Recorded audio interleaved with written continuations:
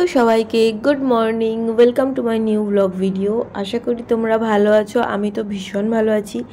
আর একদম সকাল সকাল উঠে বেরিয়ে পড়েছি, মানে এখন বাজে 7:30। তো 7:30টার সময় আমরা বেরিয়ে পড়েছি, কারণ আমরা যাচ্ছি আজকের কলকাতা একদম গাড়ি নিয়ে। আর এলসিডিতেও উঠে পড়েছি। আমাদের এখানে গাড়ি ওপারে পার করার জন্য এলসিডি চাপতে হয়, তো আমরা এলসিডিতেও উঠে পড়েছি। এবার এলসিডিটা ছাড়বে, ছাড়ার পরে আমরা ওই পারে নেমে গাড়ি নিয়ে একদম যাব সোজা কলকাতা। এখানে দেখো আমাদের চারিদিকে শুধু গাড়ি দাঁড়িয়ে আছে, চারিদিকে শুধু গাড়ি, আর মিডিলে আমরা। আর এইটা যে কি আমি এখনো ধরতে পারছি না, মানে বাইক নাকি ভ্যান, আমি এটাকে কি বলবো আমি বুঝতে পারছি না। তো যাই, ব্যাপারটা কিন্তু খুবই ইউনিক। তো চলো, এবার কিন্তু আমরা পৌঁছে গেছি, এবার নামছিও। আর পেছনে দেখো ওই বাইক ভ্যানটাও নামছে। তো চলো, অনেক দূর জার্নি করতে হবে, তাই পাম্পে একটু তেলও নিয়ে নিই।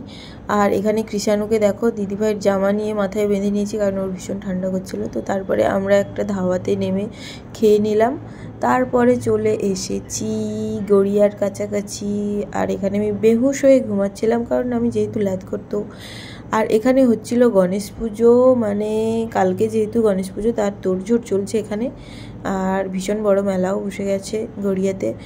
আর এখানে দিদিভাই চলে যাচ্ছিল তার রুমে আমাদেরকে টাটা করে। তারপরে আমরা খেয়ে নিলাম একটু আইসক্রিম, আর তারপরে আমরাও আমাদের রুমে চলে এসেছি।